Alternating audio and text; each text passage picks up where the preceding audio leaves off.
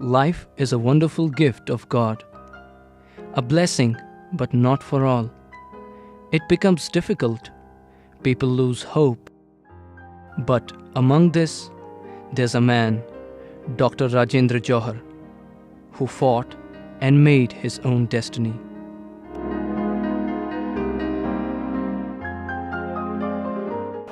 श्री राजेंद्र जौहर एक पढ़े लिखे इंसान, ऑक्यूपेशनल थेरेपी के associate professor, medical college Lucknow में काम करते थे। अचानक रात को उनके घर में चोर आए। इस नौजवान ने उनसे ग्रैपल किया, उन्होंने गोलियां चलाईं। एक गोली इनके कंधे के पास से निकल गई, दूसरी गोली इनके स्पाइन में लग गई। उस स्पाइन में लगी हुई गोली ने राजेंद्र जौहर की जिंदगी बदल दी। वो नीचे से यहां तक कंप्लीटली डिसेबल हो गए, केवल लेटे ही रहे। अब राजेंद्र जौहर सोसाइटी पर, परिवार पर एक लायबिलिटी बन के रह गए। लेटे लेटे विचार करते करते दिमाग में आया कि मैं तो अपाहज हो ही गया हूं, क्यों ना कुछ अपाहजों की मैं सेवा करूं।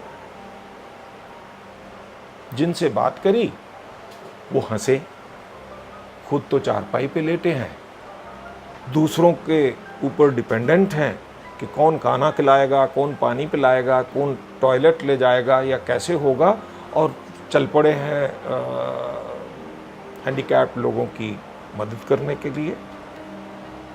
जो लोग उनका मजाक उड़ाते गए, राजेंद्र जौहर अपने आप में सक्षम होते गए, दृढ़ होते गए, पक्के होते गए, और FOD का जन्म हुआ।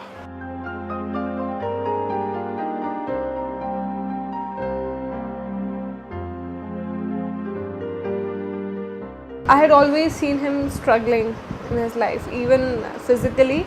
And then FOD was such a small organization, and he was the sole person responsible to meet every kind of cost, whether it is project oriented or operational cost. So I had seen him struggling always, and one thing which I always have admired in him is the never say die attitude. I always take inspiration from him rather than keeping a role model outside our home. It's like 100% and constant source of inspiration for me. अंग्रेजी भाषा में विकलांगता पर हमने प्रथम magazine Bharat को देने में हमें सौभाग्य प्राप्त हुआ। He's been the spirit of the magazine since its inception. He was bedridden when the magazine was started, and from his bed itself the magazine was dictated out to 2 people at that time, and it used to be handwritten. Most of the time it used to be handwritten, and then it was sent to the press, and it used to take 6 months to come out with an edition which was almost 20 pages, 24 pages. And at that time it didn't even have a cover, so to start with. That's how Dr. Johar started this magazine basically, and over the years that magazine has developed like this. Now we are covering international topics also, and the magazine is now turned into a color magazine, and it comes out in glossy format.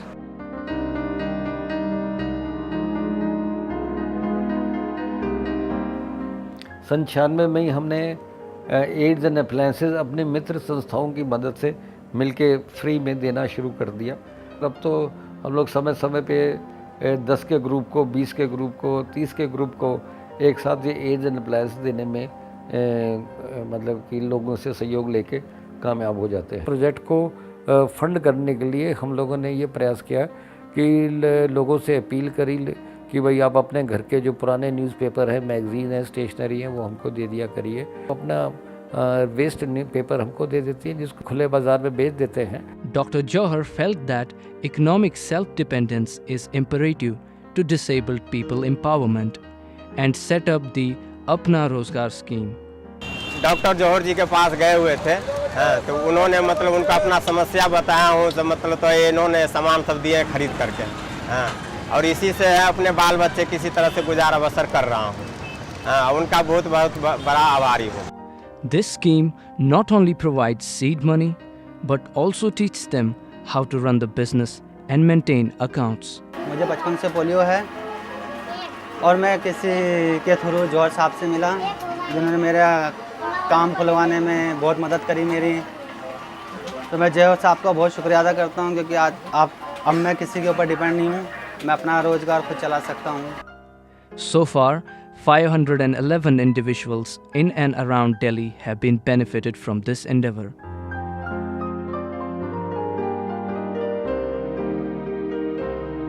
That's not an end to his services for the disabled fraternity.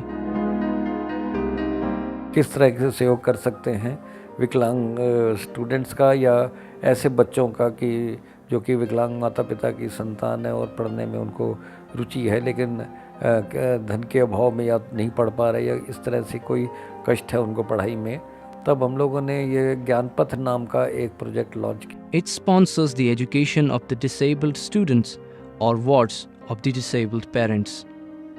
मेरा नाम अमनप्रीत सिंह है। मैं 7वीं class में पढ़ता हूँ। गोल Kishan public school में पढ़ता हूँ। रिंदर अंकल ने मेरी एजुकेशन के लिए हेल्प की है, उनको मैं थैंक यू बोलना चाहता हूँ। Beyond Limits, an exhibition of paintings is organized every year. It showcases the outstanding artworks of people with disabilities from different parts of India and provides them a platform to reach out to a wider audience.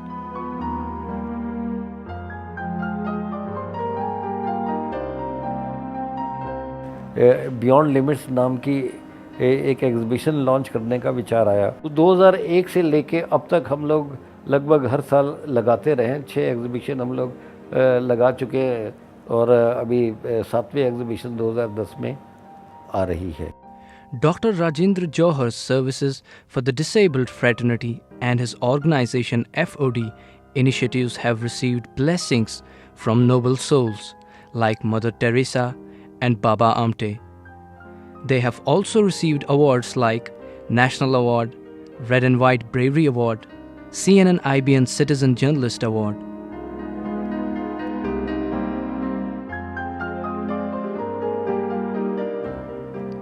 Dr. Johor's zeal and determination made him do impossible possible. A family man who believes that when going gets tough, tough gets going.